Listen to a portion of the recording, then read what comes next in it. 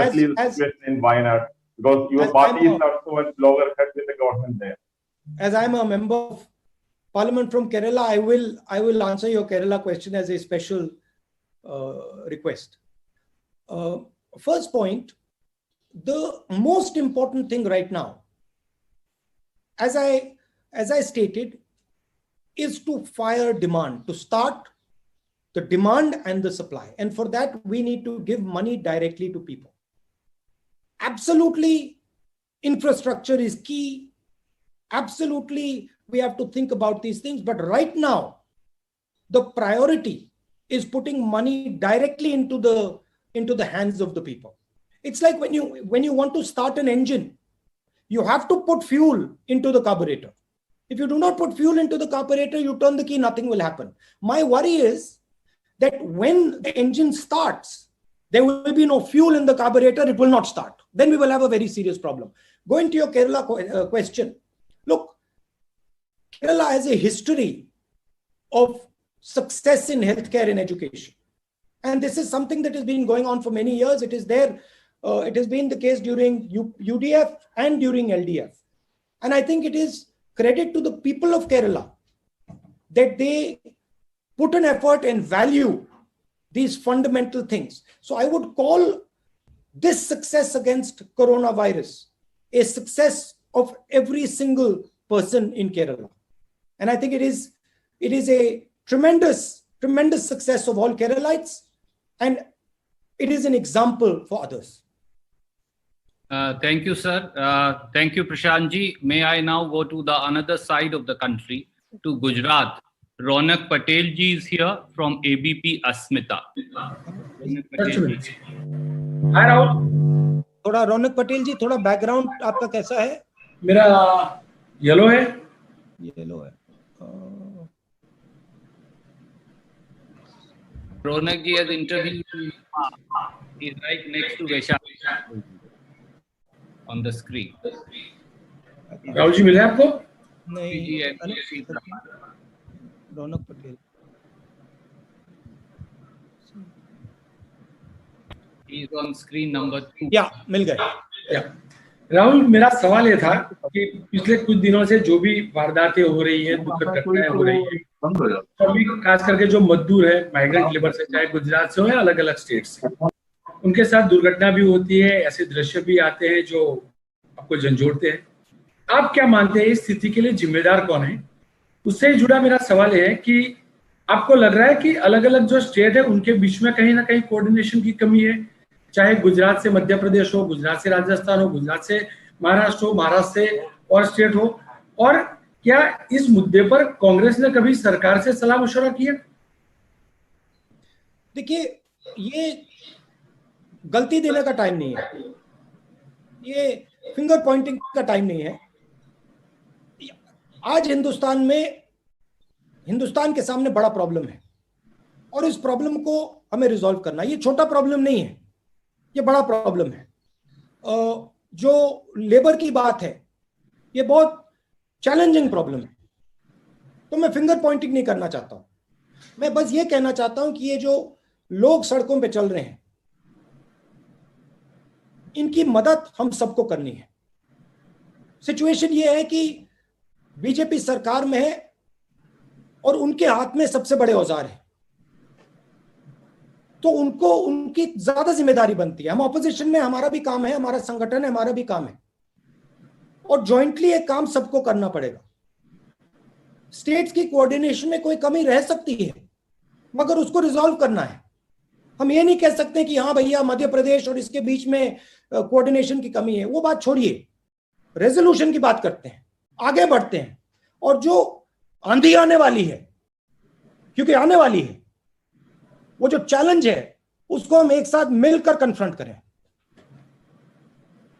Thank you, Ronak ji. May I now go to another part of the country, to Assam.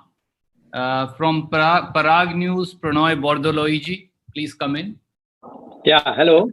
Can you hear me? Yes, I can hear. Hi. Yeah, good afternoon, Nadeem ji. Rahul ji. My question is same thing. The migrant issue is a big issue in India, and Assam is also no exception. lakhs of people from Assam, they are stranded in different parts of the India. So what do you think? Whether the government of Assam as well as the government of India is doing appropriate step, they are doing properly to evacuate the people from those places to their home states? As I already mentioned, it is a very challenging job. There might be discrepancies, but I don't want to raise or finger point about the discrepancies. This is not the time or the place. Whenever something like this happens, it is easy to point fingers. I don't want to do that. But our people are in pain. They are struggling. Millions of people are walking towards their homes. And it is our duty as the opposition, it is the duty of the government of India and all of us to protect them, to help them. And so I think the spirit should be one of trying to do as much as we can to make their life easier. And I think it is fundamental that we give direct money to them. It is very important that we get at their most difficult time in their life. They are not going to have a more difficult time than this. It is important that we are holding their hand and that they understand and that they believe that India is holding their hand and India is not going to let them down. And I commend my friends in the media for showing the tragedy that is unfolding, because if you had not shown the tragedy that is unfolding, we would not be able to build the type of pressure that we are building. Thank you, sir. May I now come back to Rajasthan, and Yogesh Sharma ji from First India, kindly ask your question. Yogesh Sharma ji, First India. Yogesh ji, आपका राहुल जी आवाज आ रही है? आपका camera Rahul ji आवाज आ रही है? Yogesh Sharma ji, okay जी जी। राहुल जी, ये बड़ा अहम सवाल है और सबसे पहले तो आपका बहुत बहुत आभार कि आपने हम सबसे बात की। राहुल जी, सबसे जरूरी सवाल, आपने 12 फरवरी को ट्वीट किया था और 12 फरवरी को आपने ट्वीट कर केंद्र की सरकार को आगाह कर दिया था, इस भयानक आपदा को लेकर ट्वीट कर दिया था, बता दिया था और ये बता दिया था कि ये संकट हर राज्य में फैलेगा। क्या मानते हैं आप बड़ी चूक हुई? और उसके बाद आज जब पूरा देश में हजारों लाखों प्रवासी किसी न किसी राज्य में पैदल चल रहे हैं, किसी न किसी राज्य में पैदल चलते हुए इनकी मौत भी हो रही है, बच्चे, बूढ़े, छोटे बच्चे, और ऐसी भयावह हालात पैदा हुए, तो क्या लगता है केंद्र और राज्य दोनों सरकारें वो अपना विश्वास उन्होंने प्रवासियों के मन में खो दिया? और इस तमाम जो हालात है उसको लेकर क्या कांग्रेस पार्टी का कोई एक्शन प्लान है आपकी नजर में? आपने किराए को लेकर जरूर पहल की सोनिया जी ने, लेकिन क्या किराया काफी होगा क्योंकि लोग तो पैदल चल रहे हैं? ठीक नहीं, हमारे स्टेट्स में हम पूरी तरह सपोर्ट देने की कोशिश कर रहे हैं। हमारे स्टेट्स में हम डायरेक्टली पैसा दे रहे हैं, छत्तीसगढ़ सरकार डायरेक्टली पैसा दे रही है। हम मनरेगा पे फोकस कर रहे हैं, मनरेगा को हम डबल करने की कोशिश कर रहे हैं। तो हमारी स्ट्रैटेजी है। जहां तक अर्ली वार्निंग की बात है, सच है कि मैंने ये बात फरवरी में उठाई, मगर देखिए अब ये कहना उसका कोई मतलब नहीं है। अब किसने उठाई, कब उठाई, क्यों उठाई, वो अलग बात है, हो गया वो। ये जो तूफान है ये अभी आया नहीं है। ये आप मत सोचिए कि तूफान आ गया है, तूफान अभी सामने आ रहा है, और वो तूफान आर्थिक तूफान है और उससे बहुत सारे लोगों को चोट लगने वाली है। तो फिंगर पॉइंटिंग नहीं करनी, मगर जो ऑपोजिशन का काम है, मैं आपसे क्यों बात कर रहा हूं? क्योंकि मैं सरकार पे दबाव डालना चाहता हूं। मैं सरकार को कहना चाहता हूं, देखिए तूफान आ रहा है, आर्थिक बहुत जबरदस्त आर्थिक डैमेज होने वाला है, और आप डायरेक्टली पैसा डालिए, लोगों के जेब में पैसा डालिए, डिमांड क्रिएट करिए। तो मैं दबाव डालने के लिए कर रहा हूं, और मैं जानता हूं कि अगर हम थोड़ा दबाव डालें और अच्छी तरह से समझाएं तो सरकार सुन भी सकती है। और मुझे लगता है, मुझे भरोसा है कि अगर सरकार के लोग विपक्ष की बात अच्छी तरह सुने क्योंकि उसमें थोड़ी सच्चाई है। अगर अच्छी तरह सुने वो तो हमारी बात मान लेंगे, इसलिए मैं दबाव डाल रहा हूं थोड़ा। ऑपोजिशन का काम यही है। बहुत बहुत शुक्रिया सर। शुक्रिया योगेश जी। मैं अब बिहार में टीवी 18 बिहार झारखंड दिवाकर जी हैं, कृपया वो आएंगे। दिवाकर जी अपना सवाल पूछिए। नमस्कार दिवाकर जी। राहुल जी, आपने माइग्रेंट लेबर्स की बड़ी समस्या आपने, भैया थोड़ा जोर से बोलेंगे प्लीज। हाँ राहुल जी, आपने माइग्रेंट लेबर्स का जिक्र किया। प्रवासी मजदूर जो कोरोना का संकट काल है सबसे ज्यादा प्रभावित हुआ है, और आपने कहा कि लॉन्ग टर्म सॉल्यूशन ढूंढने की जरूरत है। अब वक्त आ गया है कि लॉन्ग टर्म सॉल्यूशन होना चाहिए। मेरा सवाल है कि आप प्रधानमंत्री होते अगर, तो आप 3 कौन से बड़े कदम उठाते जिससे फौरी तौर पर राहत होती और लॉन्ग टर्म सॉल्यूशन ढूंढा जाता? क्या उदारीकरण की वो व्यवस्था जिम्मेदार नहीं है जो गांव, खेतों और हमारे घर की दहलीजों से रोजगार खत्म कर दिए, मौके खत्म कर दिए, और गिनती के कुछ शहर खड़े किए, आइलैंड खड़े किए, जहां रोजगार को लेकर हम भटकते हैं और पलायन को मजबूर होते हैं। और देश का पूर्वी हिस्सा खासतौर पे बड़ी तादाद में प्रवासी मजदूर आते हैं, चाहे बिहार हो, यूपी हो, झारखंड हो, पश्चिम बंगाल हो, उड़ीसा हो, यहाँ रोजगार क्रिएट होते। तो क्या उदारीकरण की वो व्यवस्था जिम्मेदार नहीं है, और वो सरकारें जो आगे ले जा रही थी वो व्यवस्था, उस व्यवस्था को वो जिम्मेदार नहीं है? आप बेबाक तरीके से अपनी बात रखते रहे। मैं प्रधानमंत्री नहीं हूं, तो ये आपका हाइपोथेटिकल क्वेश्चन है, तो मैं आपका हाइपोथेटिकल क्वेश्चन तो जवाब नहीं दूंगा। मगर मैं ऑपोजिशन लीडर हूं, तो मैं आपको बता सकता हूं कि मुझे शॉर्ट टर्म में, मीडियम टर्म में, लॉन्ग टर्म में मेरी क्या सोच है। शॉर्ट टर्म में डिमांड को आप फायर कीजिए। शॉर्ट टर्म में आप जो छोटे और मीडियम बिजनेस वाले हैं जो हिंदुस्तान को रोजगार देते हैं उनकी आप रक्षा कीजिए, और जो आर्थिक तूफान आने वाला है उसके लिए आप प्रिपरेशन शुरू कर दीजिए। मेडिकल साइड से जो हमारे बुजुर्ग लोग हैं, जो हाई रिस्क लोग हैं, उनको आप प्रोटेक्ट कीजिए। ये हुई बात शॉर्ट टर्म की। मीडियम टर्म की बात जो है, ये जो स्मॉल एंड मीडियम बिजनेसेस हैं इनको आप सपोर्ट कीजिए, पूरे देश में सपोर्ट कीजिए। और in small and medium businesses जो 40% रोजगार हिंदुस्तान को दिलवाते हैं, इनको आप फाइनेंशियल सपोर्ट दे के इनको आप बड़ा कीजिए, और बिहार जैसे प्रदेशों में ही रोजगार तैयार कीजिए। तो ये ब्रॉडली मैंने आपको बताया। कभी आप मुझसे गहराई में बात करना चाहते हैं तो मैं आपसे गहराई में बात कर सकता हूं इनके बारे में, बट ब्रॉडली जब कोई घर छोड़ के जाता है तो रोजगार के लिए जाता है, भविष्य के लिए जाता है, अपना भविष्य बनाने के लिए जाता है। तो रोजगार की हमारी एक क्लियर कट नेशनल स्ट्रेटेजी होनी चाहिए। Thank you, sir. May I now go to Tamil Nadu? And my friend from Tamil Nadu will pardon my pronunciation, for I'm from Haryana.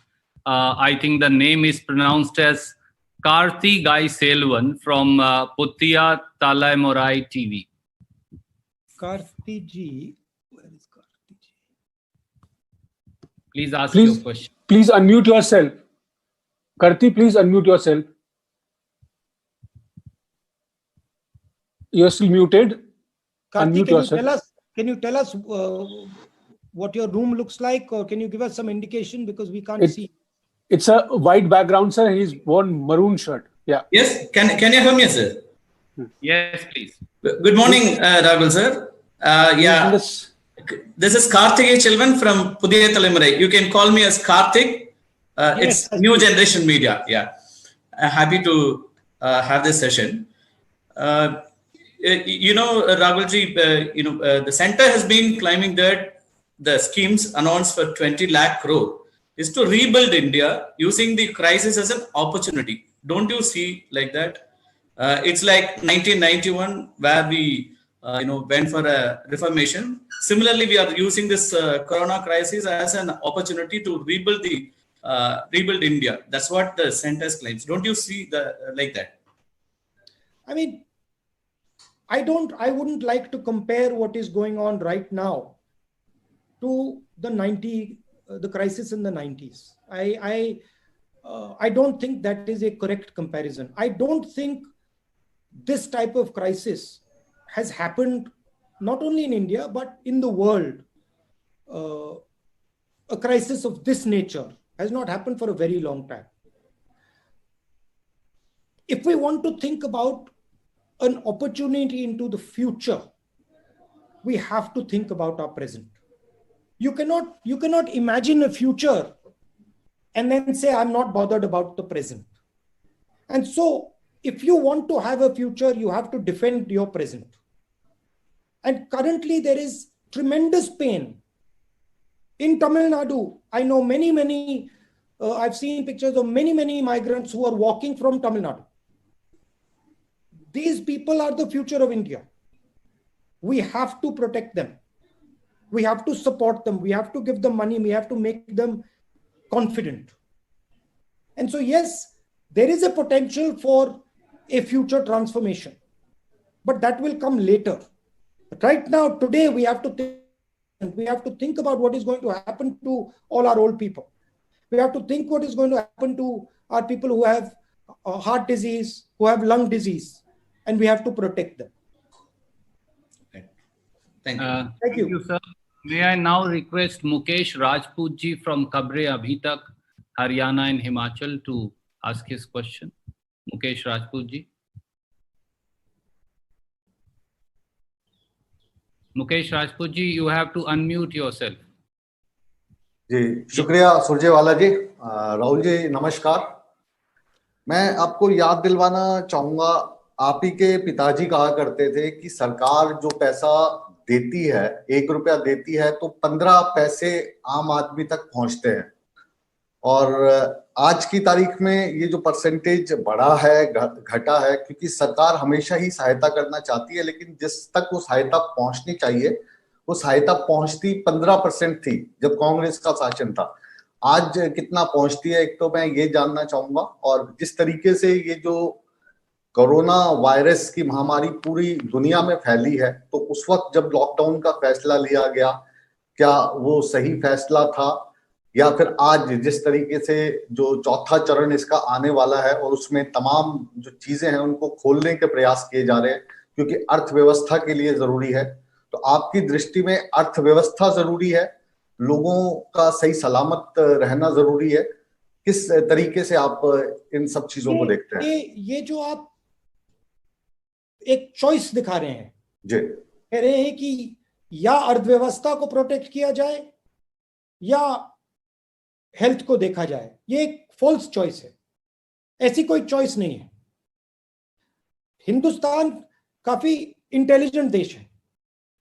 हम अगर ठीक से प्लानिंग करेंगे तो हम दोनों चीजों को बैलेंस करके निकाल सकते हैं। मैं यहां ये नहीं कहना चाहता हूं कि लॉकडाउन ठीक था, लॉकडाउन गलत था। मुझे ये दिख रहा है कि लॉकडाउन हुआ और अब हमें लॉकडाउन से होशियारी से, इंटेलिजेंस से, समझदारी से निकलना है। किस प्रकार निकलना है? ना हमें इकोनॉमी को सैक्रिफाइस करना है, ना हमें अपने बुजुर्ग लोगों को सैक्रिफाइस करना है। यही तो प्लानिंग होती है। इसीलिए तो प्लानिंग की जाती है कि ये जो कॉम्प्रोमाइजेस होती हैं, ये सही कॉम्प्रोमाइज हम निकाल पाए। तो आइडिया होना चाहिए कि जो हमारे रिस्की लोग हैं, कमजोर लोग हैं, उनको पूरा प्रोटेक्ट करें और अर्थव्यवस्था को जल्दी से जल्दी शुरू करें। ये एक चॉइस नहीं है, ये एक फॉल्स चॉइस है कि एक ही करा जा सकता है, दोनों करे जा सकते हैं। Thank you, sir. May I now request Asif Iqbal ji from Z Salam. Ragna ji, I'm coming to you also. Asif Iqbal ji from Z Salam. Rahul ji आदाब। मैं ब्लू शर्ट में हूं और मुझे उम्मीद है जी सर, सबसे पहले तो बहुत मुबारकबाद कि आप लोगों ने इतनी बड़ी पहल की। आपकी मीडिया टीम भी बधाई की पात्र है कि इस तरह की इनोवेशन हुई। राहुल जी, इस वक्त आप जर्नलिस्ट हो गए हैं, आप 2 बड़े लोगों से आपने बातचीत की, बहुत सारे सवाल किए, रघुराम राजन जी से और अभिषेक चटर्जी से। तो उन दोनों लोगों से आपको क्या पॉइंटर मिला? वो ऐसे कौन से गुरु मंत्र कह ले या तमाम सवालों के आपके जवाब कह ले जो आर्थिक अर्थव्यवस्था को मजबूत करने के लिए उन लोगों ने आपको कुछ पॉइंटर दिए हों, वो पूरा हिंदुस्तान जानना चाहता है।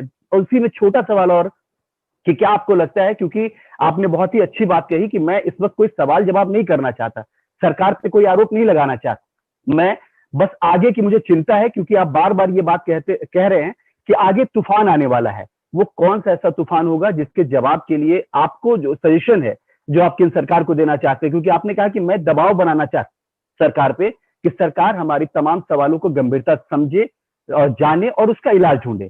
तो प्लीज। देखिए, आपका पहला सवाल क्या था? सॉरी सर, दोनों लोगों से आप मुलाकात की, आपने सवाल किए, रघुराम राजन जी और देखिए, मैं जर्नलिस्ट नहीं बन रहा हूं, तो आपको मतलब घबराना नहीं चाहिए, मैं आपका रोल नहीं अपना रहा हूं। मैं अपने काम में मेरे बहुत सारे लोगों से बातचीतें होती हैं, कॉन्वर्सेशंस होते हैं, और वो बंद ऑफिस में होते हैं, बंद कमरों में होते हैं, मगर कभी कभी वो जो कॉन्वर्सेशंस होते हैं काफी इंटरेस्टिंग होते हैं, काफी गहरे होते हैं, काफी इंटरेस्टिंग होते हैं। तो मैंने सोचा कि क्यों नहीं मेरे जो कॉन्वर्सेशंस होते हैं, जो मेरी जो बातचीत होती है, एक झलक मैं बाहर भी दिखा दूं। क्यों ये सिर्फ मेरे ऑफिस के अंदर या बंद कमरे में हो रहे, क्यों नहीं मैं थोड़ी एक झलक बाहर दिखा दूं। तो आइडिया ये था। और आपने शब्द प्रयोग किया बड़े आदमी। देखिए, मेरे मुताबिक बड़ा कोई नहीं होता है, ज्ञान सबके पास होता है, समझ सबके पास होती है। तो जरूर हमने रघुराम राजन जी से बात की, जरूर हमने नोबेल लॉरिएट से बात की, मगर हम आम जनता से भी बात करते हैं, हम किसानों से भी बात करते हैं, हम मजदूरों से भी बात करते हैं। तो ये भी कॉन्वर्सेशन जो होते हैं, ये भी हम आपको दिखाएंगे, घबराइए मत। मैं सिर्फ जो बंद कमरे में मुझे सुनाई दे रहा है, मैं बाहर जनता को एक झलक दिखाना चाहता हूं। तो ये रही पहला सवाल। दूसरा सवाल क्या था? आप म्यूट हो गए हैं सर। ये कि आपने कहा कि मैं सरकार पे दबाव डालना चाहता हूं, मैं बताना चाहता हूं कि सरकार हमारे तमाम सवालों के जवाब दे। तो वो ऐसे कौन से बड़े सवाल हैं या सजेशन हैं जो आपको लगता है केंद्र सरकार को इस वक्त देना बेहद जरूरी है? वो मैंने 2-3 बार बोला, और मैं प्यार से दबाव डालना चाहता हूं। मैं सजेशन दे रहा हूं, मुझे भरोसा है कि सरकार इनको कंसिडर करेगी, क्योंकि जो मैं बोल रहा हूं वो सिर्फ एक व्यक्ति नहीं बोल रहा है, बहुत सारे लोगों से मैंने बात की है, मजदूरों से मैंने बात की है, इकोनॉमिस्ट से मैंने बात की है, कैप्टन्स ऑफ इंडस्ट्री से बात की है, छोटे बिजनेस वालों से बात की है। और जो मैं कह रहा हूं, डिमांड क्रिएशन की जो बात की, सीधा पैसा डालने, बैंक अकाउंट में पैसा डालने की बात की, ये सिर्फ मेरी सोच नहीं है, ये बहुत सारे लोगों की सोच है, और मैं उस सोच को आगे रख रहा हूं। और मुझे पूरा भरोसा है कि इस बात को नरेंद्र मोदी जी गंभीरता से लेंगे, इसको नरेंद्र मोदी जी करने की कोशिश करेंगे।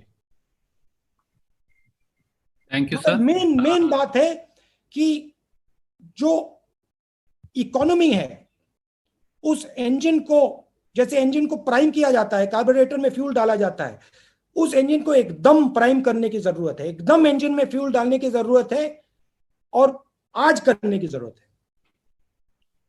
Thank you, sir. May I now go to Karnataka, to TV9, our friend Ranganath Bhardwaj ji. Ranganath ji is right here. Can you please ask you? First, unmute yourself, sir. Ranganath ji, you are not unmuted. सुन रहे राहुल जी? नमस्कार। नमस्कार। Blue background, black shirt. Found you. Can I have some water, please? तो मैं कर्नाटक से बात कर रहा है। कर्नाटक का आपको पता ही है, आपका माताजी बल्लारी में जीत गया था। एंड इंदिरा गांधी जी को टर्न दिया है चिक्कमगलूर वो कर्नाटका। पहला बात यह है, मैंने कोरोना के बारे में, सेंट्रल के बारे में एंड आर्थिक स्थितिगति के बारे में मैंने बात नहीं करना चाहता है, क्योंकि आपका व्यूज जो है आपने शेयर किया है हमारे साथ। मैं सिर्फ राहुल जी के बारे में, स्टेट कांग्रेस के बारे में एंड ओवरऑल कांग्रेस का स्थितिगति के बारे में मैंने बात करना चाहता है। मुझे सिर्फ 3 मिनट दीजिए, 3 मिनट रणदीप जी, 3 मिनट विदाउट डिस्टर्बेंस। बोलिए सर। भैया, this is a press conference. Yeah. If you want to बात करना चाहते हैं मुझसे तो आप No. बात कर लीजिए। No. ये सवाल जवाब का नहीं, बहुत शार्टली मैंने प्रश्न पूछ रहा है आपको। नहीं, क्या है, इंदिरा गांधी जी का एक एग्जांपल देके मैंने आगे निकलूंगा। I will not take more than 3 minutes. It's not required. It's not done, sir. There are 70 people waiting. There are 75 people. Very short. Interrupt you. There are many people. We are trying to. Yes, sir. Very shortly, sir. Give me 2 minutes. Ask your question briefly. Please ask the question. Indira Gandhi ji को एक बिहार का एक village ने turn दे दिया, number 1। And 1999 में कर्नाटक में 5 जन जो शुरू हो गया, कैसे जनता परिवार को दूर रखा एंड कांग्रेस कैसे सत्ते पे आया, नंबर 2। नंबर 3, 2013 में बेंगलुरु टू बल्लारी का जो पदयात्रा हुआ सिद्धरामैया एंड डीके का, वो कैसे रिजल्ट दे दिया। मैंने ये एग्जांपल क्यों दे रहा है राहुल जी, लोग का बीच में जो रहते हैं आप लोग, तब रियली आप लोग हीरो बन जाता है। मेरा प्रश्न ये है, आपके साथ बहुत बड़ा पार्टी है, पार्टी का लेगेसी है, इतना बहुत बड़ा मात्रा में कार्यकर्ता है, आप थोड़ा ज्यादा गट्स दिखाना है, मेरा सिंसियर रिक्वेस्ट है। क्योंकि मैंने एक एग्जांपल दे दूंगा, कर्नाटक का एक एग्जांपल देके मैंने आगे निकलूंगा। डीके शिवकुमार को आपने नहीं, डीके शिवकुमार को आपने केपीसीसी का अध्यक्ष बना। देखिए, कर्नाटक कांग्रेस में एक एंतु आ गया है। उन्होंने एक चैलेंज किया था लाइव में मुझे, हम विलेज जा रहा है, विलेज का लोग के पास हमने जो वेजिटेबल्स है वो हमने खरीद कर रहा है एंड सब हमारा एमएलए को बोला है। मेरा सिंसियर रिक्वेस्ट ये है राहुल जी, आपके पास सब कुछ है, आप नेता बनना चाहिए, सिर्फ मेरा ये है, अपोजिशन पार्टी का रियल लीडर बनना चाहिए, लोग आपके साथ देगा। Thank you. क्यों आप नहीं कर पाए? Thank you very much. Thank you for your kind suggestions. May I now go to Madhya Pradesh Bansal TV Sharad ji to go ahead and ask his question. Bansal ji, बिल्कुल धन्यवाद राहुल जी। नमस्कार, मैं शरद द्विवेदी। मैं मैरून कुर्ता, बुक सेल्फ पीछे है, maroon kurta आपने देख लिया? नहीं देख रहे। मैरून कुर्ता पीछे बुक सेल्फ है। हाँ देख लिया जी। मैं आपसे जानना चाहता हूं, जब लाखों की संख्या में श्रमिक इस समय लौट रहे हैं अपने अपने गांव को, अपने अपने नेटिव प्लेसेस को, ऐसे में मनरेगा जो यूपीए के समय शुरू हुआ था और एक बड़ा रिवोल्यूशनरी स्कीम माना गया था खेतीहर मजदूरों के लिए, श्रमिकों के लिए, अब ये मनरेगा फिर एक बार इन श्रमिकों की उम्मीद की किरण है, इनकी होप है, इनकी आशा है। क्या और इसको स्ट्रांग बनाने के लिए और मजबूत बनाने के लिए मनरेगा और इफेक्टिव हो, इसके लिए क्या सोचते हैं आप? देखिए, मनरेगा में हमने सजेशन दिया है कि नंबर ऑफ डेज को डबल कीजिए, मगर आज का हिंदुस्तान और 10 साल पहले वाला हिंदुस्तान अलग है। आज बहुत सारे जो हमारे मजदूर हैं वो शहरों में रहते हैं, तो हमारे 2 कॉन्सेप्ट्स हैं। एक कॉन्सेप्ट गांव में इनकी प्रोटेक्शन मनरेगा, दूसरा कॉन्सेप्ट शहर में इनकी प्रोटेक्शन न्याय योजना, कि डायरेक्ट इनके बैंक अकाउंट में कम से कम मिनिमम पैसा डाला जाए। तो ये ड्यूल स्ट्रेटेजी है और ये मनरेगा के 10 साल बाद वाला जो हिंदुस्तान है उसके लिए स्ट्रेटेजी है। और हम सरकार से कह रहे हैं कि देखिए, आप परमानेंटली मत कीजिए, न्याय योजना परमानेंट थी, आप टेम्पररीली कर दीजिए। आप टेम्पररीली 3, 4, 5 महीने के लिए न्याय योजना दे दीजिए, उसके बाद बंद कर दीजिए। जरूरत है आज। Thank you, sir. May I now go to West Bengal? ABP Anando Sumande, he's here. Can you please ask your question? Yeah. Black shirt, black and white curtain. Yeah. Rahul ji, देखिए, इस बारे में कोई शक नहीं है कि 8 करोड़ माइग्रेंट वर्कर्स जो हैं इस देश में, अभी उनका स्थिति, जिस स्थिति से उन्हें गुजरना पड़ रहा है, वो बेहद दुर्भाग्यपूर्ण है। आपने देखा होगा, द हिंदू अखबार ने एक सर्वे किया है जहां दिखाया जा रहा है कि राज्य में क्या हालत है उनका। जिस राज्य में कांग्रेस की सरकार भी है, जैसे महाराष्ट्र में 99% से भी ज्यादा माइग्रेंट वर्कर्स को राशन नहीं मिला है। आपने सही कहा है कि फिंगर पॉइंटिंग नहीं करना चाहिए, लेकिन जहां आपका मिलीजुली सरकार भी है, क्या महाराष्ट्र सरकार पे कांग्रेस दबाव डालेगा कि इन लोगों के लिए कुछ करना चाहिए? एक डिफरेंशिएशन है। कांग्रेस सरकार और अलायंस सरकार अलग होती है। कांग्रेस सरकार में जिस प्रकार से कांग्रेस पार्टी दबाव डाल सकती है, वो अलायंस सरकार पे उतना दबाव नहीं डाल सकती। ये आपको डिफरेंशिएशन देखना पड़ेगा। कांग्रेस सरकार पे भी एक शॉर्ट टर्म या लॉन्ग टर्म प्लानिंग होगा आप सरकार में। अगर आप कांग्रेस स्टेट्स को देखें एंड छत्तीसगढ़ जैसे स्टेट्स को देखें, तो we are very very aggressive. States where we are in alliance, we put pressure, but it is a conversation with other parties. So it results in a different type of an outcome than when there's only Congress.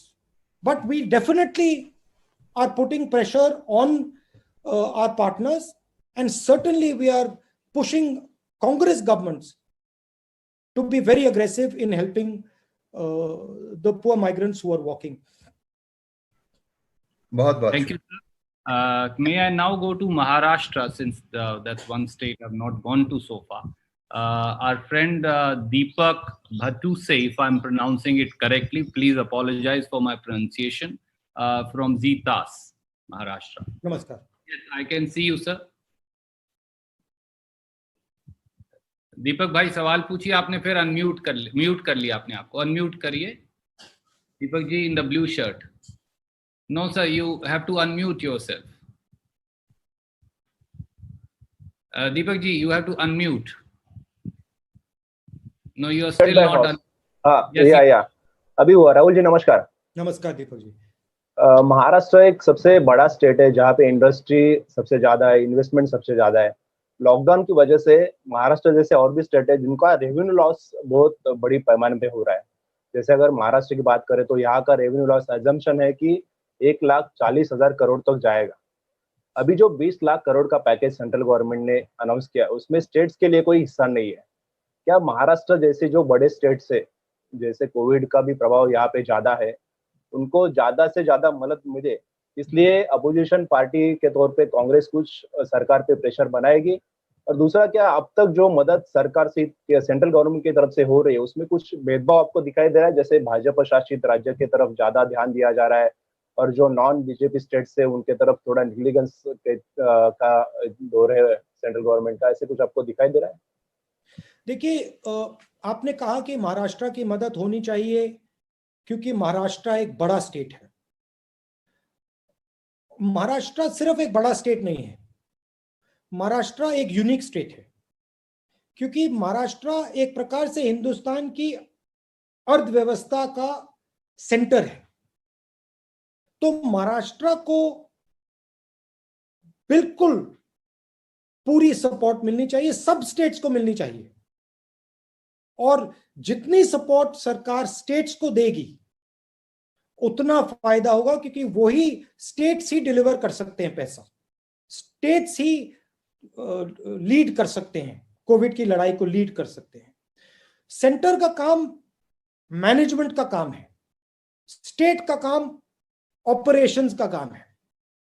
State का काम Covid की लड़ाई लड़ने का है, centre का manage करने का है।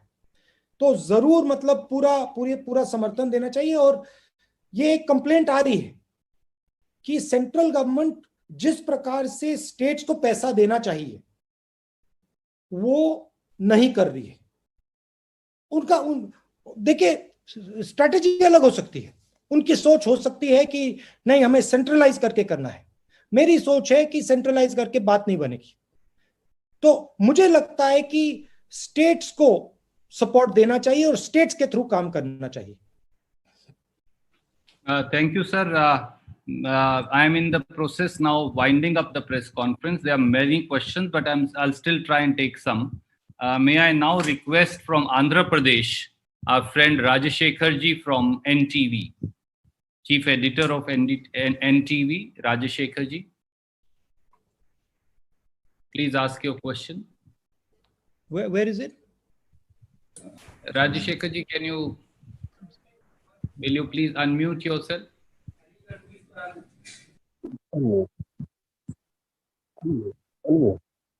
Okay, before I then, since he's needs to come in, can I in the meanwhile go to Mr. Balwant Takshak of Punjab Kesari, Delhi, Punjab, Haryana. Shri Balwant Takshak, please. Balwant ji please अपने आप को unmute करिए। राहुल जी नमस्कार। राहुल जी नमस्कार। नमस्कार। एक second, background में पर्दे हैं। पर्दे तो बहुत सारों के पीछे हैं, तो बताइए। हाँ ओके जी, रेड मेरा हाथ ऊपर उठा रखा है मैंने। दिख गए, आप दिख गए राहुल जी। हाँ जी, आरटीआई में एक खुलासा हुआ है। हाँ, आरटीआई में एक खुलासा हुआ है कि विदेशों से आने वाले अधिकांश यात्रियों को मार्च महीने में स्क्रीनिंग से छूट दी गई थी। क्या आपको लगता है कि ये गंभीर चूक थी जिसकी वजह से हम 2 महीने से लॉकडाउन झेलने को मजबूर है और देश की अर्थव्यवस्था तहस नहस हुई है? इसके साथ ही प्रधानमंत्री ने जो 20 लाख करोड़ का पैकेज घोषित किया है, इससे लोगों के चेहरे पर तसल्ली और संतोष दिखाई देना चाहिए था, लेकिन बेचैनी और पीड़ा ज्यादा है। क्या वजह है इसकी? इसकी वजह यह है कि ये क्रेडिट पैकेज है, इसमें पैसा नहीं है, पैसा डायरेक्टली नहीं दिया जा रहा है। और पूरा हिंदुस्तान जानता है कि आज इस इमरजेंसी में, इस मुश्किल में पैसा डायरेक्ट जाना चाहिए, बैंक अकाउंट में जाना चाहिए, किसान के हाथ में जाना चाहिए, मजदूरों के हाथ में जाना चाहिए, स्मॉल मीडियम बिजनेसेस के हाथ में जाना चाहिए, और वो नहीं हुआ है। और इसीलिए ये बातचीत आज हम कर रहे हैं कि मैं चाहता हूं कि सरकार इसको रिकंसिडर करे, क्योंकि इससे नुकसान होने वाला है। जहां तक फिंगर पॉइंटिंग बात है, किसने क्या किया, वो मैं नहीं करना चाहता हूं। वो आप मुझसे 3, 4, 5 महीने बाद पूछना। Thank you, sir. Ranjita ji from the ETV Urdu and the entire ETV network, please come in. Ranjita Jha ji. Ranjita ji, first unmute yourself, please.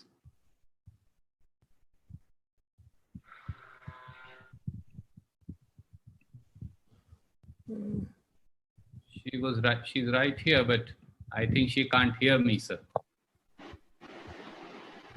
Ranjita ji, can you hear me? I think that she can't hear me. So I'll then now go to Jharkhand, Satish Singh ji from TV18.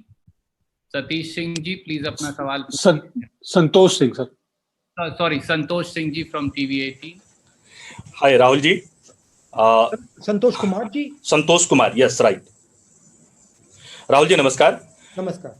मेरा सवाल migrant labourers से है, क्योंकि हमारे state से लगभग 10 लाख जो registered हैं अभी माइग्रेंट लेबरर्स हैं, जो कि अभी आने को वेट कर रहे हैं। ट्रेनें चल रही हैं, कुछ आ चुके, कुछ इंतजार में हैं। लेकिन सवाल ये उठता है कि उनके आने का, ये जो अभी आने का सिलसिला शुरू हुआ, ये आया क्यों सिचुएशन ऐसा? क्या इसको ऐसा नहीं रोका जा सकता था उनको वहां पर क्या उनकी व्यवस्था नहीं की जा सकती थी? क्योंकि उन सब के रहने के लिए वहां जगह थी, उनके पास स्टोव थे, उनके पास खाना बनाने के लिए सब कुछ था। क्या ये जो राशन की व्यवस्था अभी यहाँ सरकार कर रही है, वो वहीं अगर हो जाती तो शायद अभी, क्योंकि झारखंड बहुत ही गरीब स्टेट है, आर्थिक हालत अगर देखें तो यहाँ पर हेल्थ फैसिलिटीज उतने नहीं है। अब हमारे लिए बड़ी चुनौती जो है वो अब इनके स्वास्थ्य को लेकर है कि अगर यहाँ कोरोना गांवों तक फैला तो हमारे पास कैसे हम इन्हें बचाएंगे। पहला सवाल तो ये है। दूसरा, आप कह रहे हैं कि डीबीटी, हमारे सरकार ने यहाँ जितने भी लेबरर्स हैं उनके फैमिली को 2,000 रुपए ट्रांसफर पर मंथ करने की बात कही है और की भी जा रही है। तो ये जो सिलसिला है ये कब तक अभी चलेगा? आपका क्या नजरिया है? जो डीबीटी की बात कर रहे हैं आप, कितने डीबीटी की बात कर रहे हैं और कितने समय के लिए कर रहे हैं? तीसरा, क्योंकि लॉन्ग टर्म में डीबीटी बहुत बड़ा सॉल्यूशन बनता नहीं है, तो लॉन्ग टर्म के लिए क्या नजरिया है? क्योंकि ये लेबरर्स जो हैं ये स्किल्ड हैं, इनको क्या हम अपने ही स्टेट में अगर काम की व्यवस्था करें, इसके लिए लेबर रिफॉर्म्स की बात करनी पड़ेगी, इसके लिए कई ऐसे चेंजेस की बात करनी पड़ेगी। देखिए, जो न्याय योजना का कॉन्सेप्ट हमारा था वो लॉन्ग टर्म कॉन्सेप्ट था और हमने कैलकुलेट किया था, बिल्कुल सस्टेनेबल तरीके से वो किया जा सकता था। मगर कोरोना के समय हमने सरकार को एडवाइस किया कि आप टेम्परेरीली 3-4-5 महीने के लिए न्याय योजना जैसा प्रोग्राम 50% लोगों को, सबसे गरीब लोगों को आप डायरेक्ट पैसा दीजिए। आइडिया डिमांड को स्टार्ट करने के लिए, और ये किया जा सकता है, ये कोई बहुत महंगी चीज नहीं है। ये 65-70 हजार करोड़ में ये काम किया जा सकता है, हमने कैलकुलेट किया है। जहां तक रोजगार की बात है, मैंने पहले भी बोला, रोजगार स्मॉल एंड मीडियम बिजनेसेस पैदा करते हैं और स्मॉल एंड मीडियम बिजनेसेस को आज प्रोटेक्शन की जरूरत है, पैसे की जरूरत है, सपोर्ट की जरूरत है। जो समझदारी और होशियारी से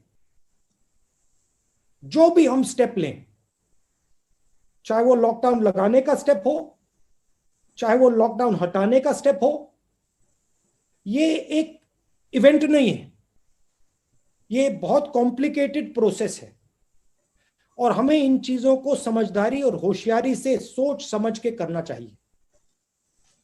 और मैं आगे की बात कर रहा हूं, अभी ये बात खत्म नहीं हुई है। देखिए, अभी लॉकडाउन को खोलने की बात हो रही है। अगर हमने बिना सोचे समझे लॉकडाउन को खोल दिया, नुकसान होगा। मगर खोलना है तो सोच के समझ के लोगों को प्रोटेक्ट करके करना है। माइग्रेंट्स की बात, माइग्रेंट्स को सेफली पहुंचाना था, आज भी वो चल रहे हैं। मैंने सरकार को रेकमेंड किया है कि जल्दी से जल्दी इनकी मदद करके इनको होम स्टेट तक पहुंचाया जाए और फिर इनको टेस्ट किया जाए और इनको सेफली घर पहुंचाया जाए। Thank you, sir.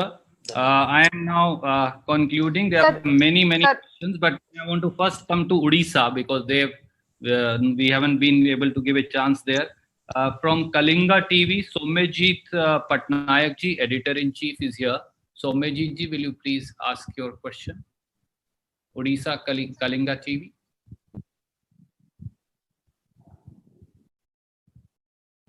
Somejit ji.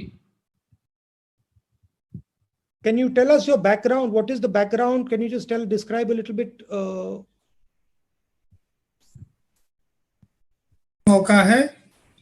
There is no chance for UP to asking the question. Yes, sir, we are going to come. There will be a chance, sir. I'm just trying to go at least once to every state. Can you please? Sir, मेरा phone disconnect हो गया था, मैं अपना सवाल पूछना चाहती हूँ। जी, मेरा भी सवाल रहता है, मैं तब से काफी देर से कोशिश कर रही हूँ। Ranjita has come back, Randeep sir, if you want, because Somejit is. Randeep जी, मेरा भी एक क्वेश्चन है, प्लीज आप मेरा भी ले लीजिए। राहुल जी, मैं रंजीता हूँ न्यूज़ 18 से और मेरा एक सवाल है। और हमारा चैनल का चैनल है, हम चाहेंगे हमको चांस मिले।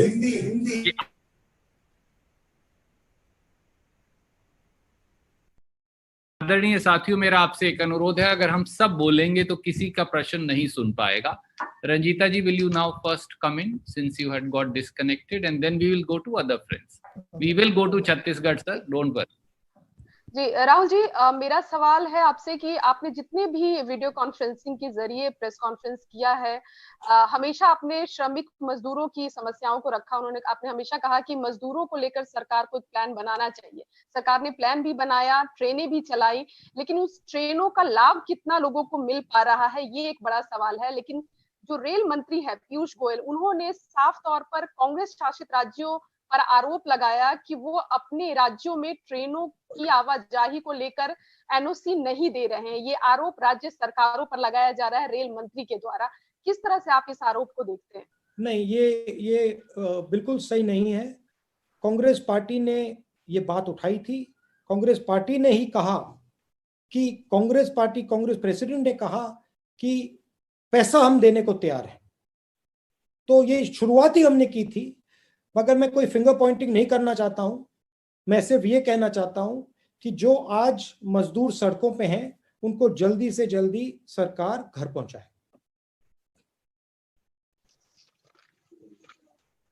Thank you. Shirish Mishra ji from IBC Chhattisgarh. Rahul ji, मैं ब्लू टी शर्ट में हूं और मेरा आईबीसी का लोगो उसमें दिख रहा होगा मेरी ब्लू टी शर्ट में। हाँ, नमस्कार। आपको याद होगा मैंने आपका नीमच में इंटरव्यू किया था 11 मई को, और मुझे ये इस बात का सौभाग्य प्राप्त हो रहा है कि मैं आपसे 1 साल बाद उसी समय बात कर रहा हूँ, लगभग 2 दिन बाद। तो सबसे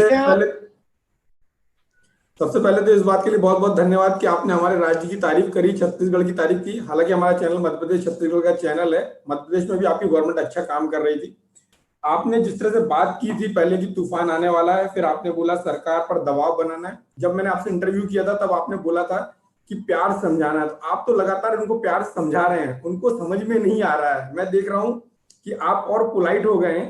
हालांकि आप चाह रहे हैं कि दबाव बनाया जाए उन पर, और हम लोग उसमें साथ में आपकी जो डायरेक्ट ट्रांसफर स्कीम है वो बहुत अच्छी स्कीम है। छत्तीसगढ़ में बहुत अच्छा काम हो रहा है। मैं चाहूंगा कि छत्तीसगढ़ में उस काम को थोड़ा सा और बढ़ाया जाए। और मजदूरों को लेकर जो बात अभी एक और सज्जन ने पूछी है कि वो केंद्र सरकार ऐसा आरोप लगा रही है, और अभी मैंने देखा एक न्यूज चैनल में भी इस बात को लेकर भूपेश बघेल जी को चैलेंज किया गया। तो मैं चाहूंगा कि कांग्रेस इस मामले में एग्रेसिव होके बात को सामने लाए और मजदूर सुरक्षित रूप से पहुंचे। और जो आपने बात की है, तो जिस तरह से सोनिया गांधी जी ने पहले थोड़ा कंक्लूड करिए क्योंकि बहुत सारे साथी और जी सोनिया जी ने जिस तरह से रेल के किराए को लेकर इनिशिएट किया, तो उसके बाद केंद्र सरकार एक्शन में आई। तो क्या सोनिया जी से आप बोलेंगे कि इस बात को लेकर भी वो इनिशिएट करें ताकि फिर केंद्र सरकार एक्शन में आए? देखिए, ये राजनीतिक सिस्टम है। सरकार है, ऑपोजिशन है। हमारा रोल दबाव बनाने का रोल है। हम दबाव नफरत से बना सकते हैं, प्यार से भी बना सकते हैं, अच्छी तरह बोल सकते हैं, गलत तरीके से भी बोल सकते हैं। सोनिया जी से आप बोलेंगे? ये हमारी चॉइस है कि हम अच्छी तरह बोलें, बिना फिंगर पॉइंटिंग किए बोलें, प्यार से बोलें और उनके सामने रखें। देखिए, हमने 2-3 सुझाव जो दिए थे, पैकेज में 1-2 सवाल एक्सेप्ट किए गए, मगर हमारा जो पैकेज की जो फिलॉसफी थी कि डिमांड और सप्लाई को स्टार्ट करना है, पैसा जेब में देना है और क्रेडिट देना है। वो जो दूसरा पार्ट था जेब वाला इन्होंने नहीं किया, तो हम उस पर थोड़ा प्रेशर बना रहे हैं। छत्तीसगढ़ में कुछ दिन पहले मेरी चीफ मिनिस्टर से बात हुई और मुझे बता रहे थे कि वो डायरेक्टली अब पैसा लोगों के जेब में डाल रहे हैं। तो काफी सक्सेसफुल चीज है, काफी अच्छी चीज है, और यही हमारी कोशिश है कि बाकी स्टेट्स में भी ये काम शुरू हो जाए। मगर देखिए, एक प्रॉब्लम है जो मैं आपको क्लियर बता देता हूं, और वो सिर्फ छत्तीसगढ़ का प्रॉब्लम नहीं है, वो हिंदुस्तान के हर प्रदेश का प्रॉब्लम है कि जितना पैसा सेंट्रल लीडरशिप को, सेंट्रल गवर्नमेंट को, प्रदेशों को देना चाहिए, वो दे नहीं रही है।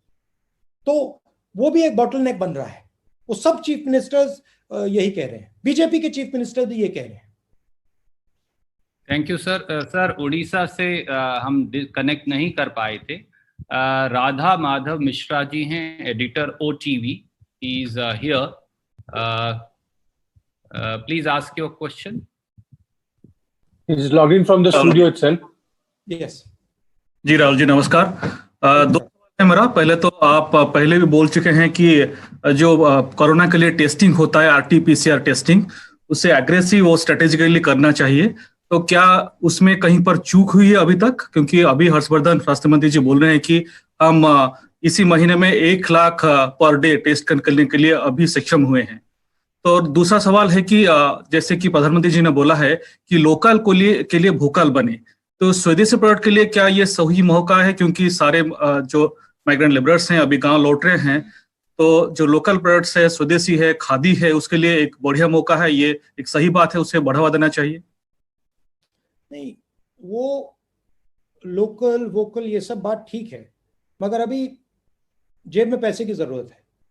तो लोकल वोकल जब ही होगा जब उसके पेट में भोजन होगा। तो इसलिए जल्दी से जल्दी उसको सपोर्ट देनी है। कोरोना के बाद, जैसे पहले किसी ने कहा कि कोरोना के बाद हम अपॉर्चुनिटी निकाल सकते हैं, मगर आज हमें कोरोना से लड़ना है। दूसरा मेरा सवाल था टेस्टिंग को लेकर, क्या एग्रेसिव टेस्टिंग में कहीं पर चूक? We will take your second question in the finger Poynting की बात हो जाएगी। टेस्टिंग ठीक नहीं हुई। अब देखिए, जो हुआ, अब हमें आगे देखना है। 2-3 प्रॉब्लम्स हैं। एक, इकोनॉमी को उसका स्टार्ट करना है, डिमांड क्रिएट करना है। दूसरा, जो हमारे लेबरर्स हैं, जो मजदूर वापस घर जा रहे हैं, उनको कंफर्ट देनी है, कॉन्फिडेंस देनी है, उनको भरोसा देना है कि वो वापस शहर आ सकते हैं, बिना डरे आ सकते हैं। तो ये 2-3 बड़ी चीजें करनी है।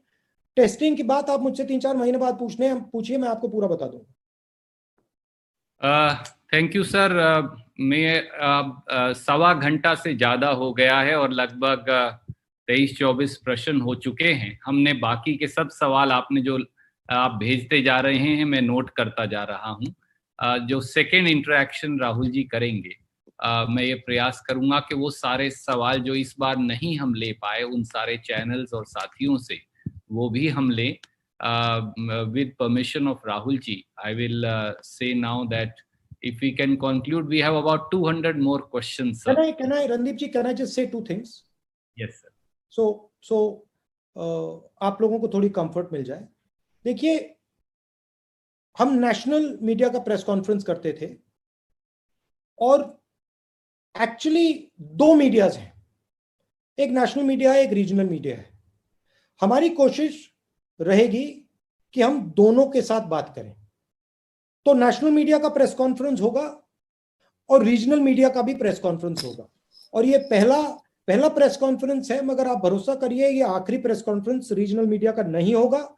ये रेगुलरली हम आपके साथ बातचीत करेंगे, और जो लोग आज सवाल नहीं पूछ पाए वो कल जरूर सवाल पूछ सकेंगे। और रणदीप जी, जिन्होंने आज पूछा उनको आप लाइन में पीछे कर दीजिए, और जो नहीं पूछ पाए उनको आप लाइन में आगे कर दीजिए। और फिर से कंक्लूड करने के लिए मैं आप सबसे कहना चाहता हूं कि आप सबका बहुत बहुत धन्यवाद। और जो आपने रोल प्ले किया है, जो आपने रिस्क लिया है, जो आपने लेबरर्स की बात उठाई है, सड़कों पे आप उतरे हैं, इसके लिए आपको